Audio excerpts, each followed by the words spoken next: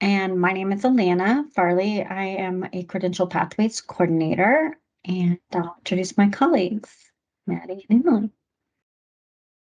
Hi, everyone. Thanks for joining our presentation today. My name is Emily Milliken. I use she and her pronouns, and I'm the Behavioral Health Credential Pathways Coordinator at the department. Hi, everybody. My name is Maddie Oakes, and I use she and her pronouns, and I'm the Healthcare Credential Pathways Coordinator for the Department of Higher Ed. So like Alana said, today we are going to talk a little bit about our project on stackable credential pathways, and we will jump right into it here. So the work that we want to share about is directed by the Colorado Senate Bill 22-192. And this bill directs the Department of Higher Ed to collaborate with institutions of higher ed, industry partners, and other state agencies to develop and implement a process that encourages the build out of high quality, stackable credential pathways across 5 high value industries. So the goal of this work is to outline a process for creating these stackable credential pathways that are industry aligned to allow non-degree credentials to build on each other or stack on the way to a degree. And so the 5 industries that were identified as high value, high demand were identified through the Colorado Talent Pipeline report. And they are behavioral health, cybersecurity, education, healthcare, and software development. So we can move on to the next slide here. So in addition to the build out of the stackable credential pathways, the Senate Bill 22-192 also calls for the development of an evaluation framework to ensure that we're building out high quality non-degree credentials into our stackable pathways. And this is something that we'll go into a little bit more detail on later in this presentation. So the legislation provided several buckets of dollars to support this work. 1.8 million went to support institutions that award pre-degree certificates to provide greater access to high quality short-term credentials. $450,000 were allocated to be used for technical assistance grants, where CDHE allocated these funds to colleges and universities for things like faculty stipends, data infrastructure, the cost of prior learning assessments, and for contract support that's necessary to develop these pathways. The goal of this project is to facilitate the creation of stackable credential pathways for 3 of the 5 industries by January 2024, and the final 2 industries by January 2025. So as far as our next steps, we're currently working on a report that will be due to the education committees of the Senate and the House in December of this year. And I'll go ahead and hand it over to Alana to talk a little bit more about that quality and in-demand credential framework. Maddie. So yes, one of the tangibles or tasks we that was in the bill was to create a quality credential framework. And that was a group of a variety of stakeholders. We collaborated with Colorado Workforce Development Council, organizations such as CareerWise, a variety of organizations and stakeholders were involved in this process and defining. So first we came up with a definition: substantial job opportunities in demand with evidence the employment and earning outcomes gained, and transparent evidence of the competencies, stackability to additional education or training. We also identified criteria, so categorized it in attainment numbers and on-ramping.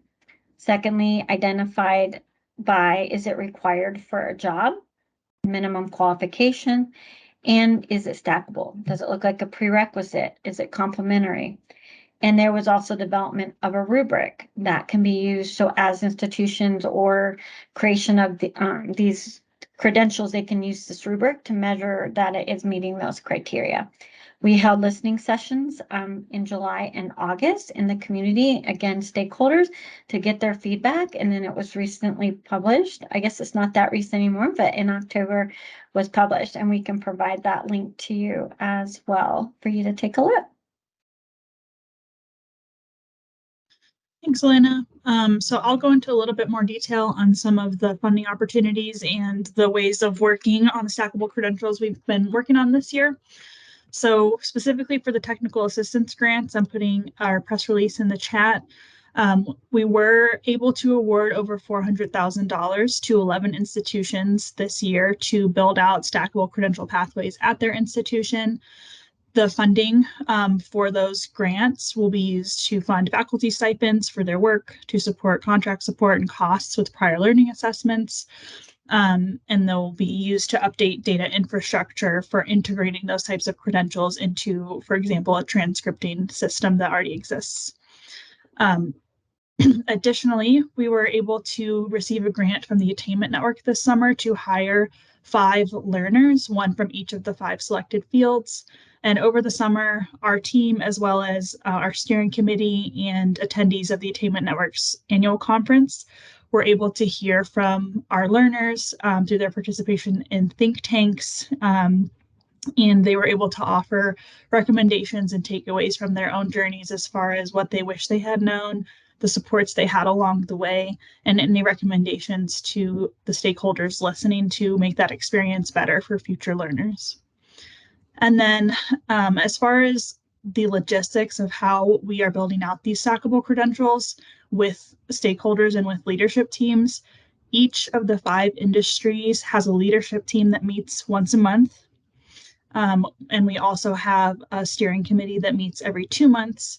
And these groups are comprised of employers, faculty members, subject matter experts, etc. Basically anyone that has a stake in what these stackable credentials will look like in our state. As far as more specific tactics and strategies within our fields, for behavioral health, our team has been working this year on defining what behavioral health means, identifying the pathways in our field that we're going to elevate in our report. The team has also spent some time working on crosswalking competencies at their institutions to this type of credentialing to award credit for prior learning. Additionally, the Colorado Community College system launched 5 micro-credentials in behavioral health this year as well. So we've been able to align that work very nicely with the SB 22-192 work. And they are continuing to build out that pathway from micro-credentialing to an AAS to a BAS. Additionally, we're working in behavioral health with the Behavioral Health Administration to authorize what would be called a qualified behavioral health assistant, which would be someone that with that micro-credential from the CCCS in behavioral health aid would then be able to work and have their employment reimbursed by Medicaid. So that's what I've been working on in behavioral health specifically. And for cybersecurity, that team has been working very extensively with employer engagement because cybersecurity can be an ever-evolving field in the moment. They're just making sure that the competencies and skills are aligned with what employers are looking for in the moment. And they've also been identifying industry certification to credit crosswalk for credit for prior learning and have placed a specific focus on durable skills beyond the technical skills that an employer might be looking for.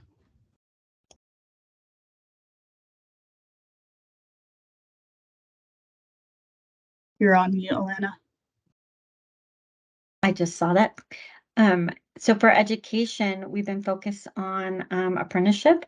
And in fact, there was a bill recently passed, we call it the apprenticeship bill, to move a pathway from apprenticeship to teacher licensure.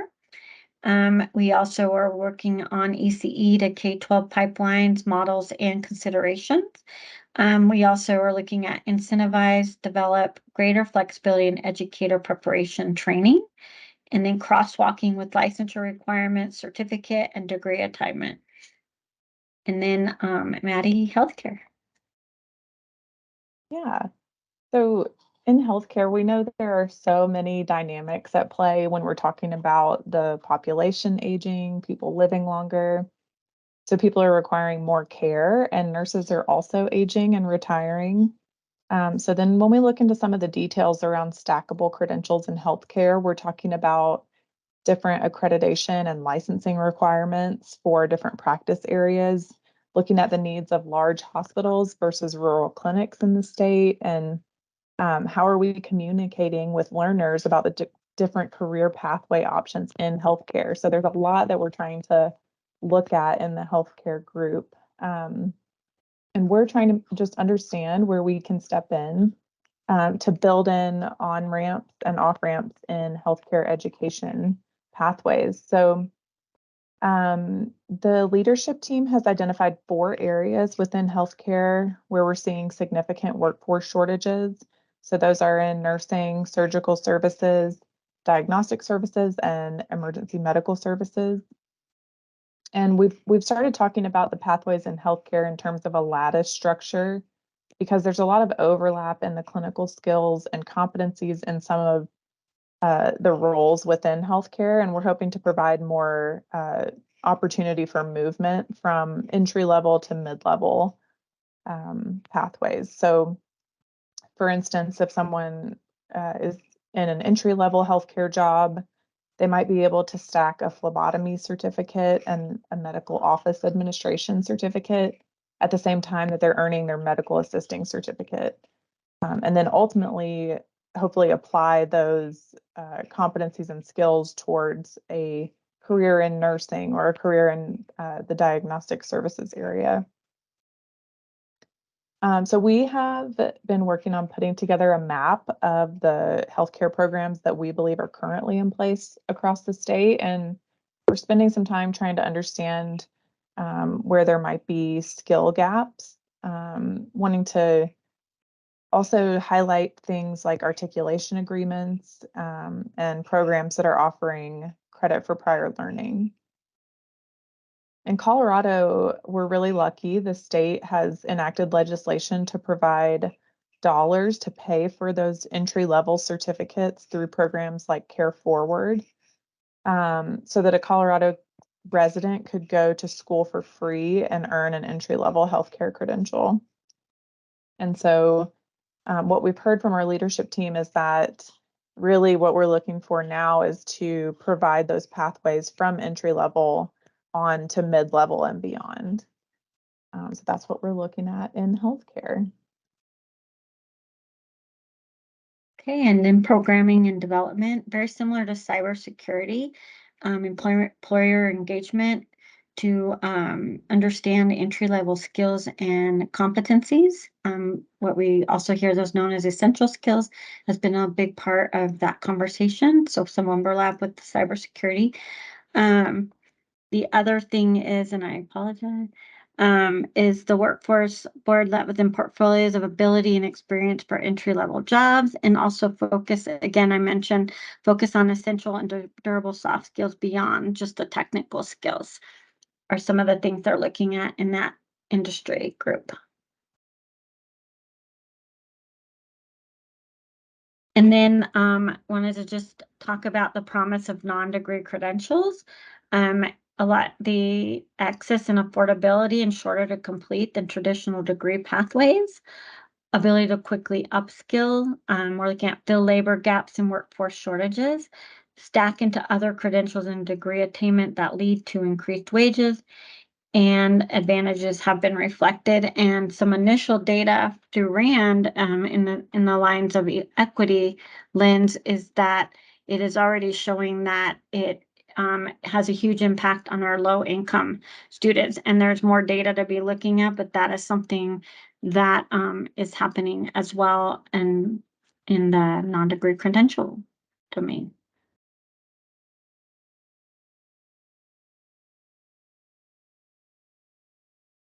That is all we have for today. So we welcome any discussion or feedback, and I've also put a interest form in the chat if anyone is interested in joining any of the teams we've mentioned today. Thank you.